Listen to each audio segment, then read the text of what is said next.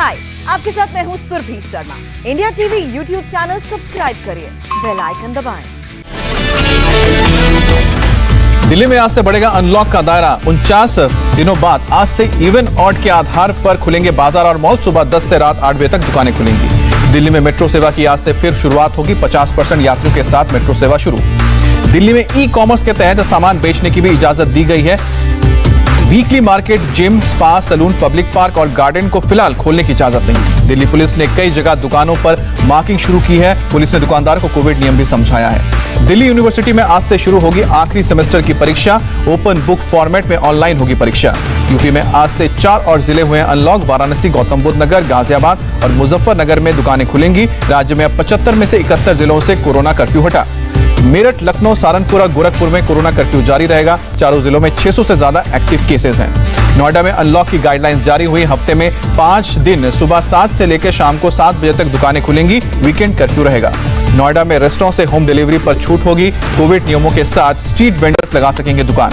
नोएडा में school, college समेत सभी शिक्षण संस्थान बंद रहेंगे। जिम, मॉल और स्विमिंग पूल पर भी रोक रहेगी। 6 जुलाई तक लखनऊ में लागू रहेगा धारा 144। कोरोना काल में शांति बनाए रखने के लिए फैसला। महाराष्ट्र में भी आज से लॉकडाउन में दी जा रही है ढील। उद्धव सरकार ने जिलों को 5 लेवल में बांटा है। लेवल 1 वाले जिले पूरी तरह से अनलॉक होंगे। मुंबई की सड़कों पर आज से फिर दौड़ रही है बेस्ट की बसें। सीटों से अधिक यात्रियों को सफर की इजाजत नहीं होगी। मास्क अनिवार्य होगा। लोकल ट्रेन और आम लोगों के लिए भी नहीं खुलेंगी। मुंबई में बीएमसी के गाइडलाइंस के तहत हफ्ते में जरूरी चीजों की दुकानें हर दिन शाम को 4 बजे तक खुली रहेंगी। बाकी चीजों की दुकानें 5 दिन ही खुलेंगी। मुंबई में मॉल्स और थिएटर अभी बंद रहेंगे। जिम, सैलून, ब्यूटी पार्लर और स्पा 50% क्षमता के साथ शाम 4 बजे तक खुलेंगे। नागपुर में आज से अनलॉक के तहत शाम 5 बजे तक खुलेंगी सभी दुकानें। Mall, cinema hall, gym, spa भी 5 बजे तक खुलेंगी। नागपुर में शादी समारोह में 100 लोग आ सकते हैं। सरकारी और निजी दफ्तर पूरी क्षमता के साथ खुलेंगे। फिल्म और टीवी इंडस्ट्री के निर्माताओं के साथ सीएम उद्धव ठाकरे ने बैठक की। कहा, अगर कोरोना केस में कमी आई तो मुंबई में शूटिंग की इजाजत मिलेगी। हरियाणा में 14 जून तक बढ़ाई गई है पाबंदियां। कुछ शर्तों के साथ खोल सकेंगे मॉल, रेस्टोरेंट और बार। हरियाणा में ऑड इवन के तहत खुलेंगी दुकानें। सुबह 9 बजे से शाम को 6 बजे तक दुकान खोलने की इजाजत। हरियाणा में खुलेंगे धार्मिक स्थल। एक बार में 21 लोगों को जाने की इजाजत होगी। सोशल डिस्टेंसिंग का पालन करना होगा। उत्तराखंड में 15 जून तक बढ़ाई गई पाबंदियां। सुबह 8 बजे से दोपहर 1 बजे तक दुकानें खुलेंगी। लॉकडाउन को लेकर सिक्किम का बड़ा फैसला। 14 जून तक लॉकडाउन रहेगा। बंगाल में 10वीं और 12वीं की परीक्षाओं पर विचार करने के लिए बनाई गई है कमेटी। सरकार ने बच्चों और पेरेंट्स से मांगे हैं सुझाव। दिल्ली एम्स में आज से शुरू होगा बच्चों पर वैक्सीन का ट्रायल। सूत्रों के मुताबिक परीक्षण को मंजूरी मिली है और पहले पटना एम्स में भी शुरू हुआ था ट्रायल। नागपुर में बच्चों पर वैक्सीन ट्रायल की प्रक्रिया शुरू। 120 में से 41 बच्चों को चयन किया गया। टीके के परीक्षण के लिए बच्चों को 3 कैटेगरी में बांटा गया है। 2, 6, 7 और 12 से 18 आयु वर्ग को चुना गया है। यूपी के महिलाओं के कोरोना टीकाकरण के लिए आज विशेष अभियान। अलग से पिंक बूथ होगा। यूपी में अब तक 1 करोड़ 66 लाख लोगों को लगी है वैक्सीन की पहली डोज। 36 लाख से ज्यादा लोगों को लगी है दूसरी डोज। वैक्सीन की दोनों डोज ले चुके हवाई यात्रियों को RT-PCR रिपोर्ट की जरूरत नहीं होगी। केंद्र सरकार कर रही है विचार। बिहार के सहरसा में डीएम ने मुस्लिम बस्ती और महादलित टोला में जाकर वैक्सीन लेने की अपील की। अफवाह की वजह से लोगों ने टीका नहीं लेने की बात कही थी। CSIR इंडिया और अलेक्साई लाइफ साइंसेज ने कोरोना के इलाज में निकोसामाइड का परीक्षण शुरू किया है। केंद्र सरकार ने जानकारी दी है। केंद्रीय स्वास्थ्य मंत्री के नेतृत्व में ग्रुप ऑफ मिनिस्टर्स की 28वीं बैठक आज। देश में कोरोना की हालात पर समीक्षा होगी। देश में कोरोना केस में और कमी। 24 घंटे में 1,01,000 लोग पाए गए हैं पॉजिटिव। 2,444 लोगों की मौत हुई। कोरोना से 24 घंटे में 1,73,000 से ज्यादा लोग हुए हैं रिकवर। देश में एक्टिव केस की संख्या 13,98,000 हुई है। महाराष्ट्र में रविवार को कोरोना से 233 लोगों की मौत हुई और राज्य में अब तक 1,01,30 लोगों की जान गई है। महाराष्ट्र में कोरोना के 12,557 नए केस सामने आए हैं। 14,433 लोग हुए हैं। मुंबई में कोरोना के 794 नए केस मिले हैं। 24 घंटे में 20 लोगों ने दम तोड़ा है। दिल्ली में कोरोना के 381 नए मामले सामने आए हैं। 34 लोगों ने जान गंवाई है। यूपी में बीते 24 घंटे में कोरोना के 1,165 नए मरीज आए हैं। 85 लोगों की मौत हुई है। तमिलनाडु में कोरोना के 20,421 नए केस। 434 लोगों की मौत हुई है। केरल में कोरोना के 14,672 नए केस सामने आए, 227 लोगों ने जान गंवाई है। कर्नाटक में कोरोना के 12,209 नए केस, 320 लोगों ने दम तोड़ा है। आंध्र प्रदेश में बीते 24 घंटे में कोरोना से 8,976 लोग संक्रमित हुए हैं, 13,000 से ज्यादा लोग ठीक हुए हैं। असम में एक दिन में 2,228 कोरोना से लोग बीमार पड़े हैं और 37 लोगों की जान गई। जम्मू कश्मीर में कोरोना के 1,440 नए केस मिले हैं, 23 लोगों की जान गई है। मिल्खा सिंह की हालत में सुधार, पीजीआई चंडीगढ़ में चल रहा है इलाज।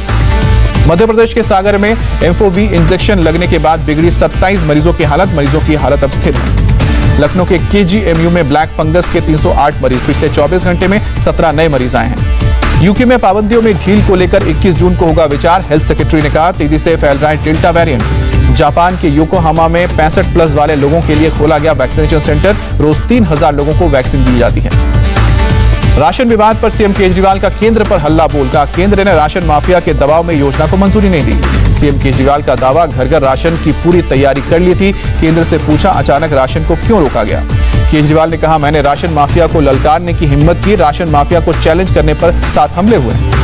घर घर राशन योजना पर केजरीवाल और केंद्र सरकार में टकराव, बीजेपी का आरोप, केजरीवाल ने देश की जनता को गुमराह किया।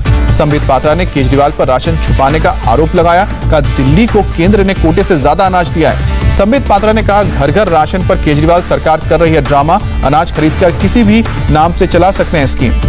बीजेपी सांसद मीनाक्षी लेखी का केजरीवाल सरकार पर आरोप, भ्रम पैदा कर चुकी है, कुछ बिचौलियों ने खड़ा किया है और दिल्ली सरकार।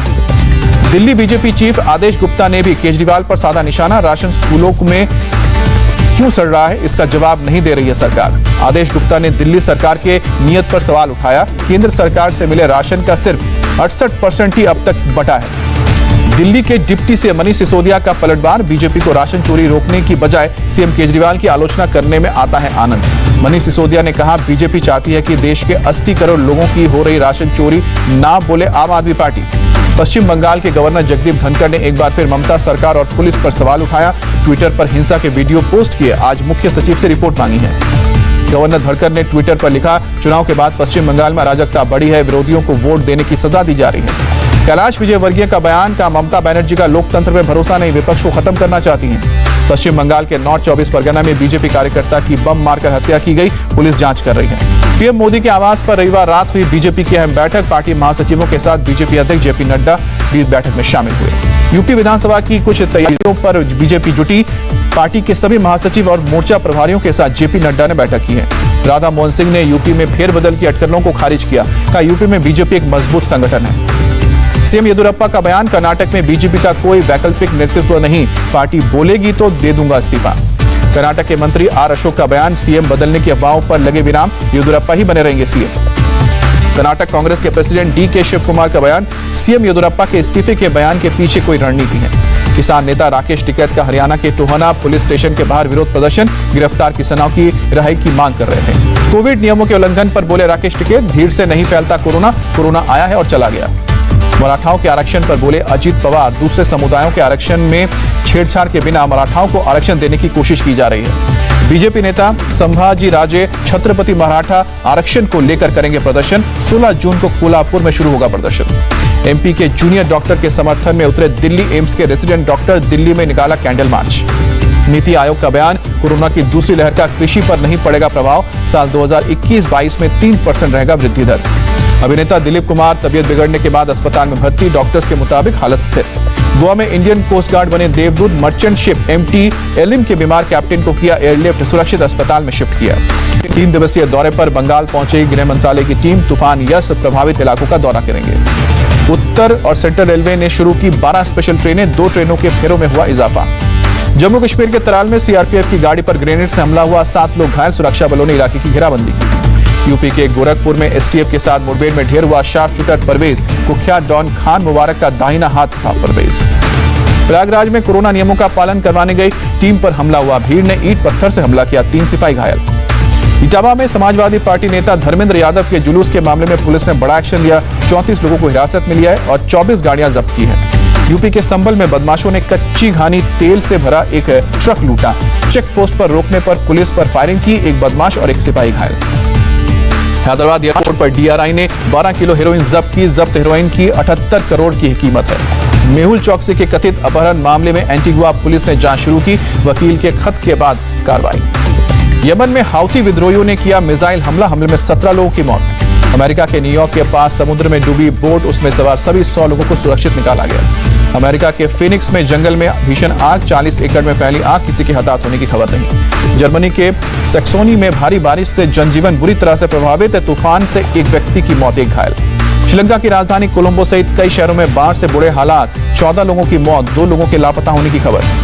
अमेरिका के मिड टर्म इलेक्शन में सक्रिय हुए डोनाल्ड ट्रंप रिपब्लिकन से उन उम्मीदवारों को जिताने की अपील की जो उनके विचारों का समर्थन करते हैं। हंगरी में चीन की एक यूनिवर्सिटी का कैंपस खोले जाने को लेकर फूटा लोगों का गुस्सा, हजारों की संख्या में चीन के खिलाफ सड़कों पर लोग उतरे।